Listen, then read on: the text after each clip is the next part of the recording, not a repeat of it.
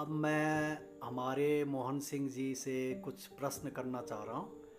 तो जो मेरा प्रश्न है वो थोड़ा अजीब सा है। अगर आपको बुरा लगे तो बुरा मत मानना, ये जानकारी के लिए मैं पूछ रहा हूँ। तो मैं ये कह रहा हूँ कि ये जो हमारे तीन ब्रह्म हैं, ब्रह्मा विष्णु महेश, तो इनको संसार के रचयिता या हमारे संसार के पालन करता और विनाश करता माना जाता है। लेकिन मैं ये जानना चाह रहा हूँ कि ये कहाँ से, इनकी जो सृष्टि में आए, ये कैसे उत्पत्ति कैसे हुई इनकी।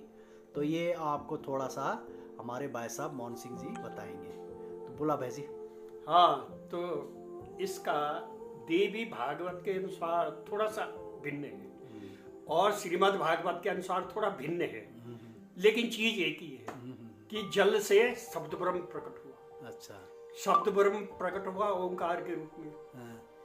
ओंकार जब वो हुआ, प्रकट हुआ, तो उसने ये सोचा, उस ब्रह्म ने, ब्रह्म तो एक ही है, उस ब्रह्म ने ये सोचा कि मुझे सृष्टि का वो करना चाहिए, निर्माण करना चाहिए, मतलब इस संसार का कुछ वो करना चाहिए मुझे। मैं एक तरह से वो, उन्होंने कहा मैं अकेला हूँ यहाँ, तो मेरे साथ कोई और हो तो ज्यादा अच्छी बात है ना।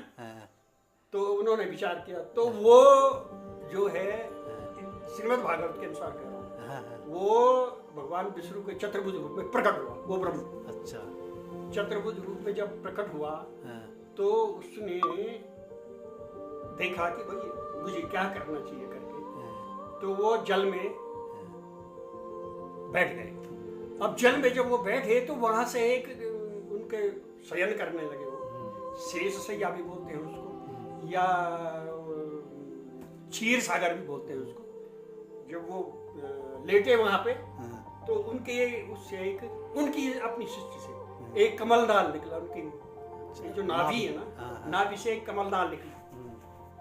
अब कमलनाल जब निकली तो उसमें एक उन्होंने अपनी सृष्टि से एक चतुर्भुज रूप में एक ब्रह्मा को प्रकट कर दिया, ब्रह्म स्वरूप जिसको ब्रह्मा को प्रकट किया।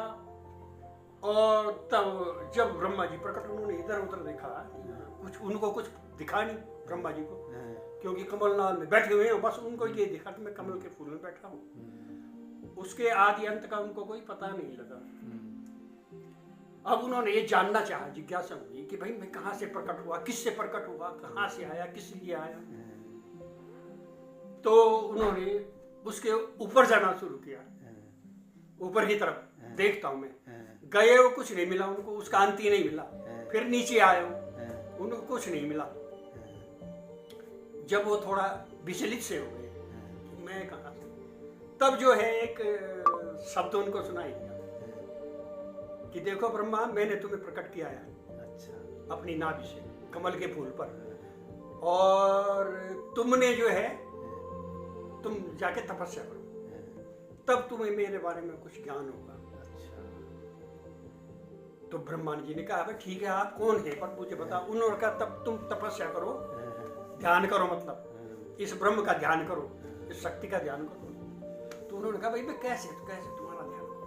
तो उन्होंने चतुर्भुज रूप में हूँ, मैं विष्णु हूँ, और मेरा ध्यान करो और मैं तुम्हें तब बताऊंगा। तो उन्होंने कमल में बैठे, तो कहते हैं कि हजारों वर्ष वो कमल में बैठे रहे ब्रह्मा। तो उन्होंने ध्यान किया, तो कहते हैं तब जो है विष्णु चतुर्भुज रूप में प्रकट हुए उनके सामने, मैं हूँ और तुम्हें मैं इसलिए मैंने तुम्हारा प्रकट हुआ कि तुमने सृष्टि की वो करनी है, रचना, जिस सृष्टि में तब जो है मानव का वो होगा, प्रस्फुरण होगा, मतलब मानव की व्यवस्था होगी।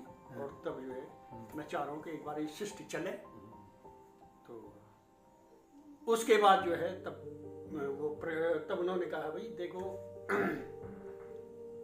तुम सृष्टि की रचना तो ठीक है मैं करूंगा, पर आप मुझे बता दो कि कैसे करना है। तो इस प्रकार बहुत लंबा चौड़ा इसमें वर्णन है कि उन्होंने पहले क्या प्रकट किया, फिर मनुष्य बनाए उन्होंने। तो पहले उन्होंने 2-3 बार तो मनुष्य बनाए, तो वो मतलब पूर्ण रूप से नहीं बने।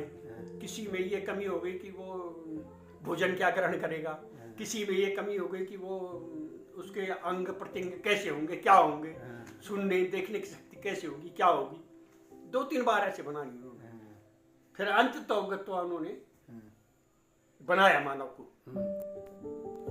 और तब उसके बाद वर्णन है उन्होंने जो है ब्रह्मा ने गाय बछड़े ये वो जानवर पशु पक्षी सबका निर्माण किया। और तब उन्होंने कहा कि देखो ऐसा है कि मैथुन सृष्टि तूने करनी है, तुम ऐसा करो कि आप इस तपस्या के बल से अपने अंग के 2 भाग में बांट जाओ।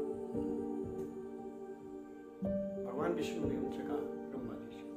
तब ब्रह्मा ने जो है तपस्या करके तब वो उनके अंग के 2 हिस्से हुए। उसमें से एक पुरुष, दाएं अंग से एक पुरुष, बाएं अंग से एक स्त्री। तो वो है मनु और शत्रुपा। दाएं से निकले मनु, बाएं से निकली शत्रुपा।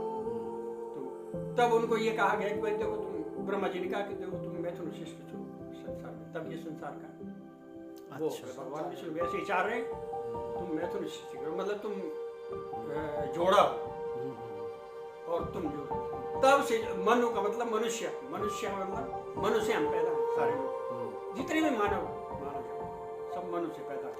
पहला सृष्टि के पहले पुरुष हुए मनु और शत्रु। तो शंकर भगवान की उत्पत्ति कहाँ से? उनसे जो है वो चली, सृष्टि चली। इसके बाद एक बात क्या हुआ, उनको ये कालांतर में उनके विष्णु के उससे जो है वर्णों से तो वो पैदा हुआ राक्षस।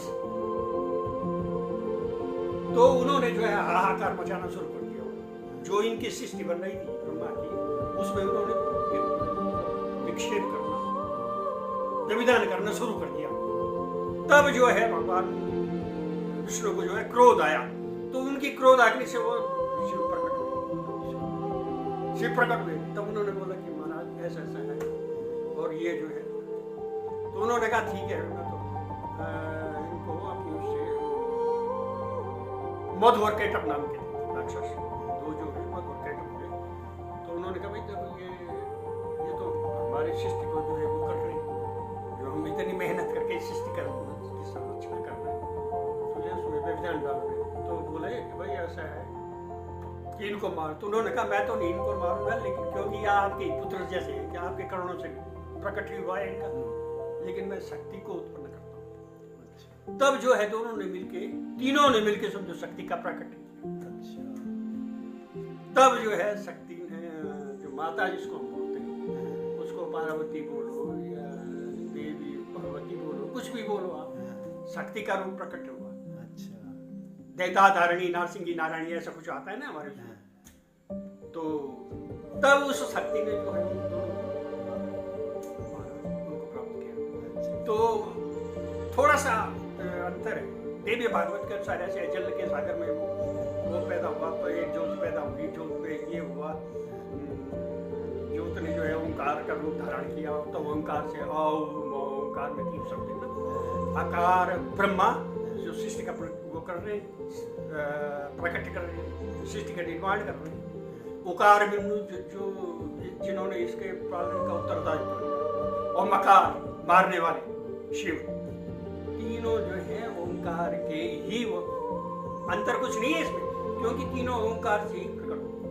मतलब ये जो अभी पहले बताया आपने वो किस में है वो वर्णन? वो श्रीमद् भागवत के अनुसार कहा। अच्छा, और दूसरा जरा सा कोई ज्यादा अंतर नहीं है। और जो दूसरा ये है श्री देवी भागवत के अनुसार है। अच्छा, कि जल के सागर तेरी ज्योति पैदा हुई। अच्छा, ऐसी ज्योति पैदा हुई, उसमें फिर वही है, वही चीज आती है। तो शक्ति तो मूल रूप से एक ही है। अच्छा, इसमें ये माना जाए कि सबसे पहले विष्णु जी, तो विष्णु जी ने ही उत्पत्ति, विष्णु पुराण के अनुसार, श्रीमद् भागवत के अनुसार विष्णु ही है पहले। अच्छा, ये मानते हैं। वैसे शिव पुराण में थोड़ा अलग वर्णन आता है। अच्छा, कि शिव से प्रकट हुए ये दोनों करके। अच्छा, कुल मिला के ओंकार से प्रकट हुए तीनों, और ओंकार ही ब्रह्म है।